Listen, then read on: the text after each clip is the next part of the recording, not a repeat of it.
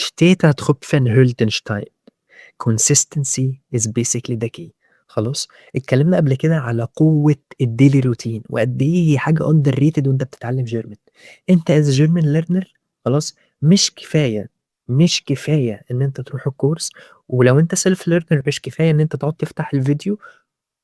تتفرّج على 10 فيديوهات في اليوم على حد بيشرح grammatic regel معيّنة وبس كده، أنت كده عندك الillusion of progress وفاكر إن أنت اتعلّمت وأنت ما اتعلّمتش، ما أنت ما طبّقتش، وقُلنا قبل كده learning equal doing، learning equal doing، learning equal doing، Übung macht den Meister. لكن عمومًا إحنا النهارده يعني هاقول لكم على 2 resources مهمين جدًا، جدًا، جدًا من وجهة نظري وaccessible لكل الناس وممكن تعملها مهما كان يومك فيه زحمة بسهولة، خلاص؟ أول resource هو Deutsche Welle، هتكتب كده على جوجل DW learn German وهاسيبه لك في الdescription، تخش تختار الlevel بتاعك كل يوم تخبط لك فيديو، الفيديو حرفيًا هتلاقيه 3 أو 4 دقايق. ما تقوليش بقى أصل أنا عندي شغل، أصل أنا باروح الجامعة، أصل مش عارفة إيه، make use of your time بقى، خلاص؟ أكيد في اليوم قبل ما تصحى، بعد ما تنام، وأنت كده في الطريق، واخد بالك، اخبط لك فيديو، تتفرج على الفيديو بس مش كفاية، هتلاقي هابقى سايب لكم يعني شكله زي زرار أصفر خلاص إن أنت بتبدأ تحل منه أسئلة عشان تبدأ تcheck أنت فهمت إيه من الفيديو.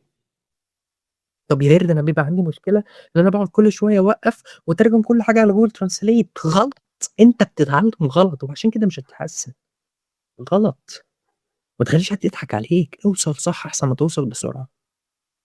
تمام؟ لازم تخبط الفيديو مرّة واحدة، ما فهمتش عيده كله مرّة تاني، ما فهمتش عيده كله مرّة تالت، وعلى حسب طبعًا الlevel بتاعك، يعني طبعًا ال1 غير als غير B1 غير الB2 خلاص؟ في حاجات هتلاقيها بالsubtitles بتاعتها German خلاص؟ وبرضه هاسيب لك يعني فيديو هنا بيورّيك في سهم لو دوست عليه بيجيب لك أهم الworkshops خلاص، اللي موجودة في الفيديو ده، اللي هو عايز يطلع بيهم، ما فيش حد بيفهم 100% خلاص، دي مش لغتك الأم، أهم حاجة تبقى فاهم الcontext ولو عرفت تجاوب الأسئلة فأنت done، عرفت تعمل اللي مطلوب منك بالضبط، وهي دي power of daily routine لو اتطبّق صح. تمام، وطبعًا لو أنت مثلًا في كورس أو حاجة أو بتتابع مثلًا من كتاب معيّن سواء بقى Netzwerk سواء Menschen، Spektrum بيبقى في Arbeitsbuch لازم تطبّق منه، ما هو إيه الفكرة إن أنا أقعد أشوف شرح الدرس ويعني لو كتّر خيرك لو عملت لنا شوية practice زي ما اتفقنا المرّة اللي فاتت، سواء مثلًا discussion مع الpartners بتاعتك أو مع الleader بتاعك، لإن ده حاجة مهمة جدًا عشان هو يبدأ يصحّح لك. لازم حد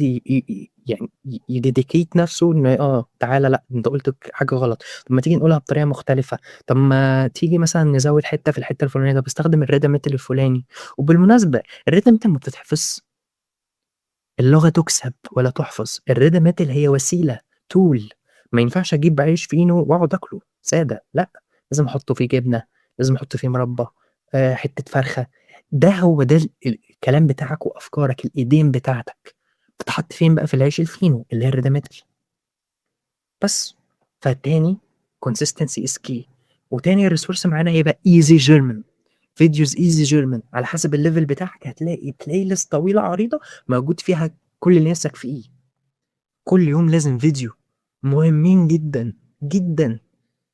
وطبعًا كده هتحس بصعوبة في الأول، أول يوم غير تاني يوم غير تالت غير رابع، عمرك ما هتوصل لسابع وتامن مرّة اللي تفهم فيهم من غير ما تعدّي على أول من غير ما تحس إن أنت حمار، أنا آسف في اللفظ يعني، خلاص؟ لمّا تيجي تعمل shadowing وقّف وشوف واعمل shadowing زي ما بنعمل tips زي ما بنقول في الfree consultations وبالمناسبة لو عندك سؤال أو عايز تطلب منّي مساعدة في حاجة، إحنا مش هنتأخر عليك عادي، ابعت لنا message WhatsApp وإحنا هنرد عليك. كل ده بيبدأ يسهّل عليك هدفك قدّام، بس طبعًا يعني لو عايز تسافر ألمانيا، مفتاح ألمانيا هو مفتاح الألماني،